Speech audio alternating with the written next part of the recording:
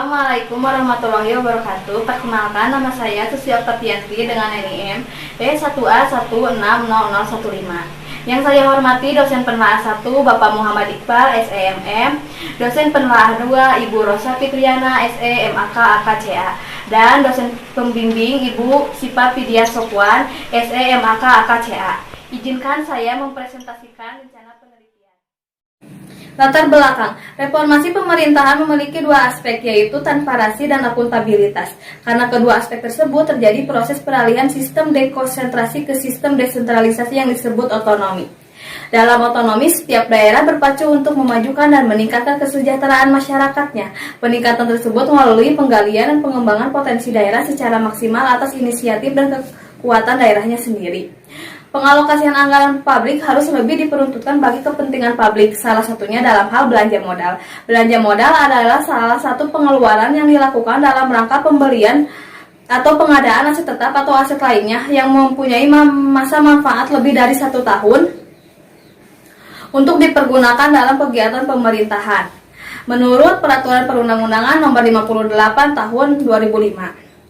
Aset tetap yang dimiliki sebagai akibat adanya belanja modal merupakan persyaratan utama pemerintah daerah untuk memberikan pelayanan publik. Belanja modal mencerminkan kebijakan pemerintah daerah dalam arah pembangunan daerahnya sendiri. Namun yang terjadi baru-baru ini, APBD masih lebih banyak digunakan untuk belanja pegawai daripada belanja modal. Menurut Rina Ayumi, peneliti dari Komite Pemantau Pelaksanaan Otonomi Daerah, menyatakan serapan belanja modal yang rendah berpotensi menimbulkan kerugian publik berdasarkan situs www.alinea.id.com.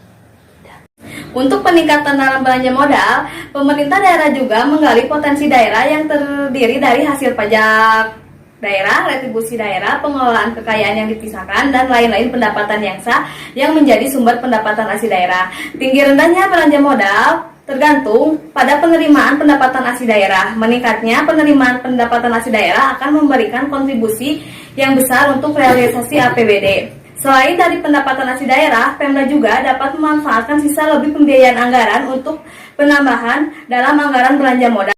Penambahan belanja modal tersebut secara langsung menyentuh kebutuhan masyarakat. Jumlah belanja langsung dapat berupa pembangunan infrastruktur, pengadaan aset, dan lain sebagainya. Berdasarkan latar belakang yang sudah saya jelaskan, maka penulis tertarik untuk melakukan penelitian dengan judul Pengaruh Pendapatan Asli Daerah dan Sisa Lebih Pembiayaan Anggaran Terhadap Belanja Modal. Berdasarkan latar belakang masalah yang sudah saya jelaskan, maka dapat dirumuskan masalah. 1.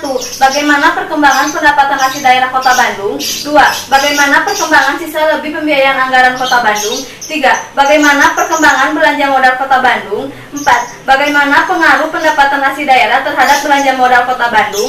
5. Bagaimana pengaruh sisa lebih pembiayaan anggaran terhadap belanja modal Kota Bandung? 6. Bagaimana pengaruh pendapatan asli daerah dan sisa lebih pembiayaan anggaran terhadap belanja modal Kota Bandung.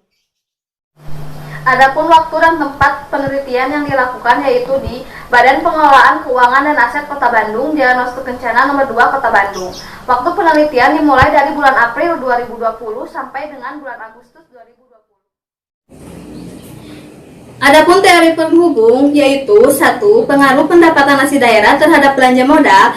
Menurut Yesri Pujiatmoko tahun 2014 halaman 55, jumlah belanja modal yang dilakukan oleh pemerintahan daerah didasari jumlah PAD yang diterima oleh daerah bersangkutan. Yang kedua, pengaruh sisa lebih pembiayaan anggaran terhadap belanja modal. Menurut Abdul Hafid Tanjung tahun 2014 halaman 91, jumlah sisa lebih pembiayaan anggaran yang besar dapat mempengaruhi jumlah kuantitas belanja modal. Yang ketiga, pengaruh pendapatan asli daerah dan sisa lebih pembiayaan anggaran terhadap belanja modal. Menurut penelitian Pridayana Yudiatmaja tahun 2016 mengatakan bahwa pendapatan asli daerah dan sisa lebih pembiayaan anggaran secara simultan dan secara parsial berpengaruh terhadap belanja modal.